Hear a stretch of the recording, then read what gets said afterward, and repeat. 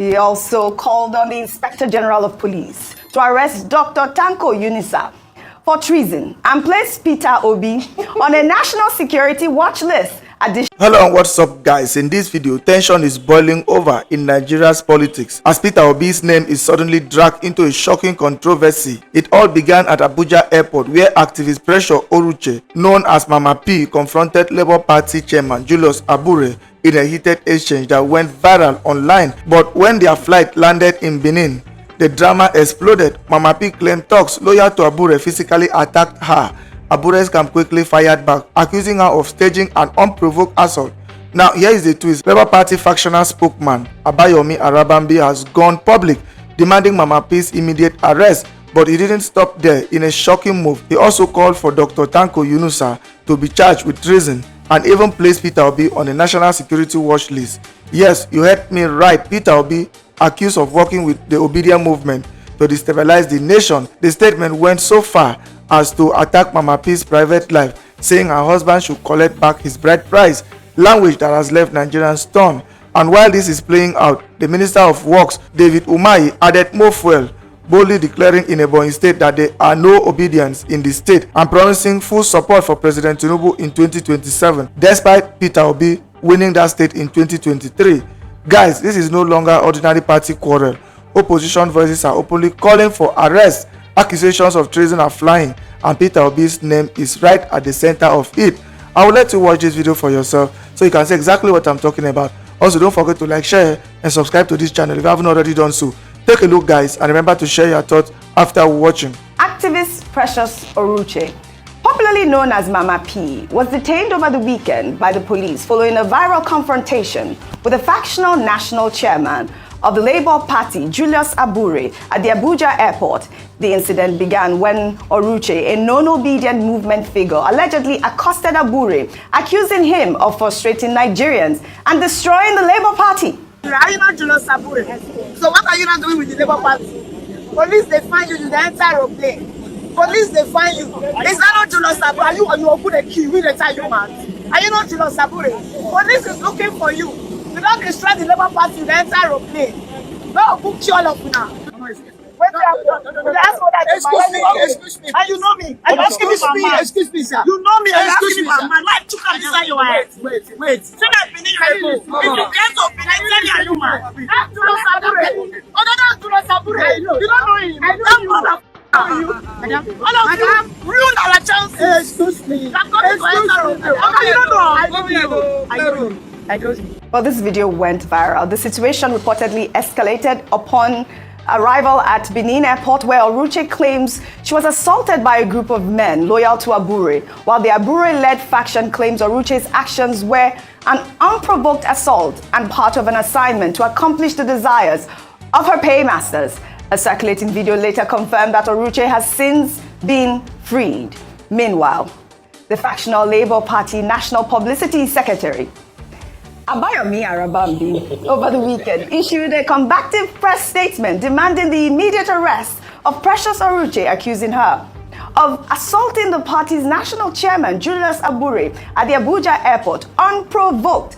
Arabambi claimed that Oruche's unprovoked attack is a plan by the Obedients to destabilize the nation and stage a coup d'etat against President Bola Ahmed Tinubu. He also called on the Inspector General of Police to arrest Dr. Tanko Yunusa for treason and place Peter Obi on a national security watch list. Additionally, he suggested that Oruche's husband should seek a refund of her bride price due to what he described as her loose morals and enslaved life as a political instrument. The attacker, Madam Precious, a large-scale disgrace to womanhood, a large-scale disgrace to her husband and children, continuing a negative vituperation all through the duration of the flight. We wish to call on the Inspector General of Police to arrest Dr. Tanko Yunusa for treason and incitement and transfer Mrs. Precious Onuche case to Abuja for conduct of coverage of peace and placing Mr. Obi on a security watch list as is known to have been demarcating Nigeria and calling for war, destabilization as it happened in Nepal. Peter Obi is calling for war. Dr. Bati, Over to you on all the stories. Just very quick comment before I go to this on Senator Monday Okpewolo going to Glasgow, Scotland to look for investors. But the investors he was purportedly talking to were mostly people from Edo State. Now, I think there's some confusion here. Was he looking for investors or was he doing gerrymandering? Because he was telling his audience that he will support President Bola Ahmed Tinubu. He's going to look for support in Glasgow. It's part of the investment. And he say they should talk to their people at home. Now, they now said he signed an agreement with a group, also made up mostly of Edo State people, who are in various parts of Europe, of up to $250 million. The PDP executive in Edo State has every right, every reason to ask for the details, so that $250 million that they are talking about, we will not hear later that the Okpebolo administration spent an additional $250 million to look for investment of $250 million. Right. So clarity is very important. Very important. Yes. Okay. Now, Arabambi. Now, as for Dr. Arabambi, I think what is shown here is that, look, there's division, most unfortunately, in Labour Party. And that division has not yet been resolved. You had Dr. Tanko Yunusa on one side, writing about Mama P. Yukola, Precious Uruche, who attacked Julius Abure in Abuja, attacked him also when they arrived at the Benin airport, and went to the police to report that thugs, who she described as Abure's agents, brutalized her, only for the police to detain her. She was the one, it was the complainant that got detained. So, there's some untidiness there. So, Tanko Yunusa now, went on social media to say she has been arrested. Then Abayomi Arabambi issued a statement yesterday saying Mr. Peter Obi should be arrested for treason. Yunus Tanko should also be arrested. Peter Obi is demarketing the Labour Party. In fact, the funniest part of it, he said in the statement that he distributed that Precious Oluse's husband should ask for his bride price back. I don't know what bride price has got to do with Labour Party politics. So there's a lot of comedy here.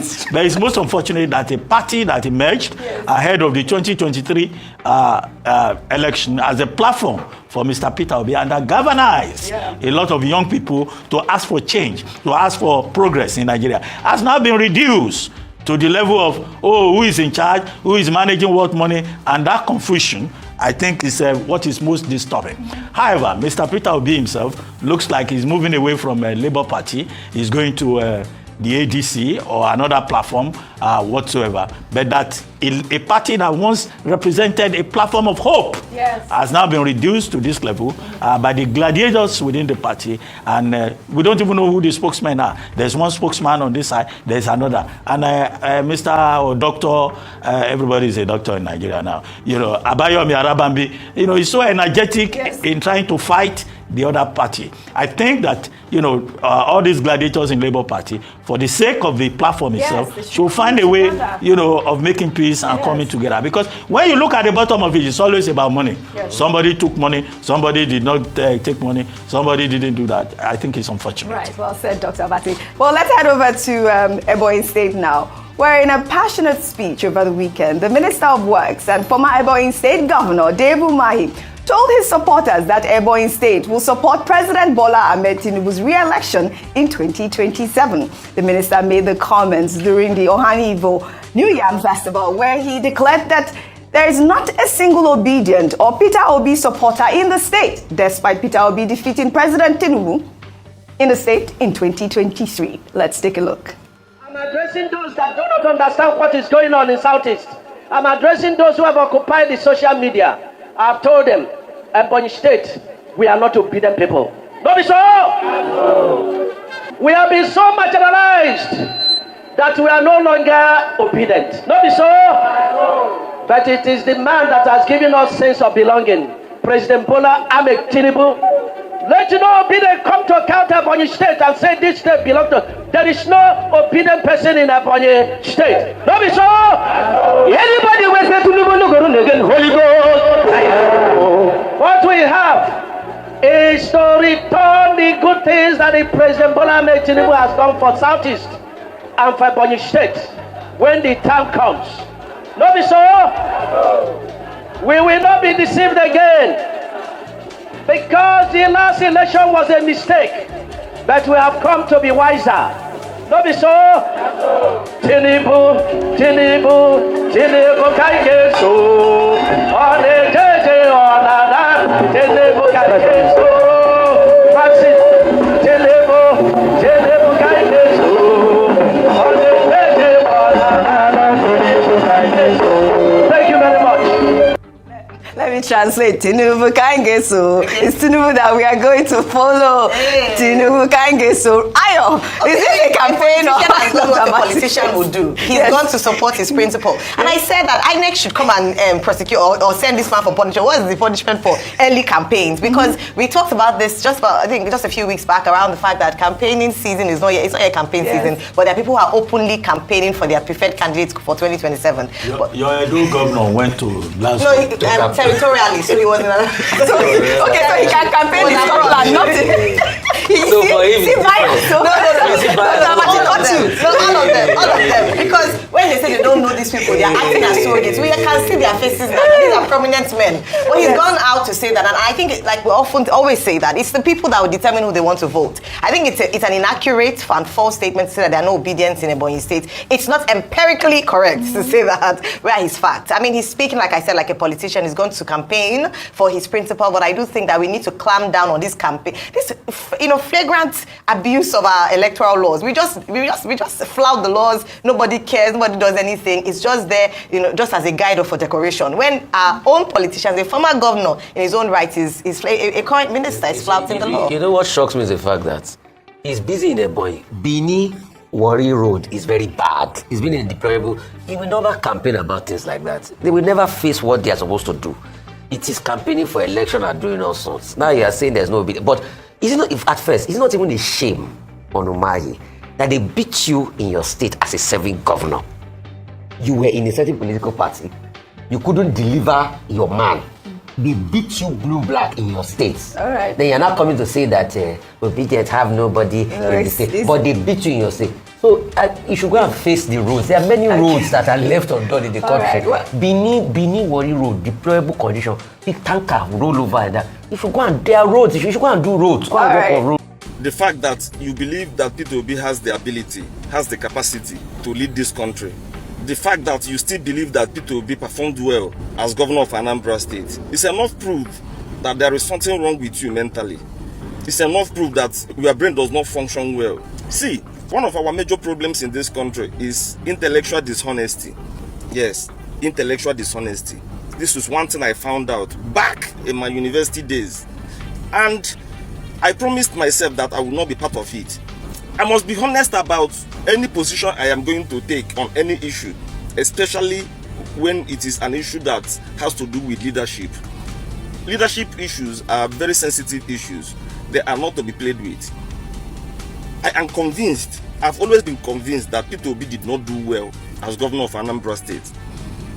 And mind you, one of the reasons why Peter Obi was impeached was because he was not performing, he was not working. He was, according to him, he was saving for the future. What kind of future are you saving for?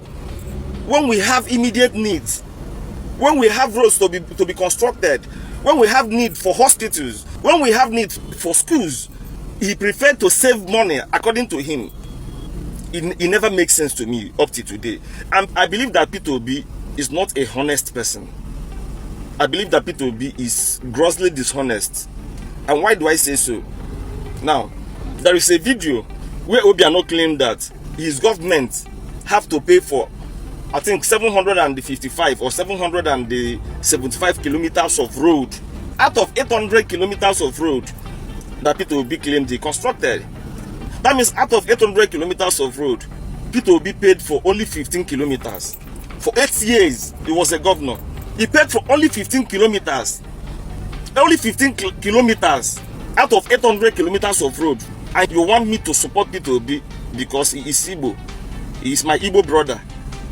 One of the reasons why I've been consistent calling out Peter Obi is because he set the bar so low.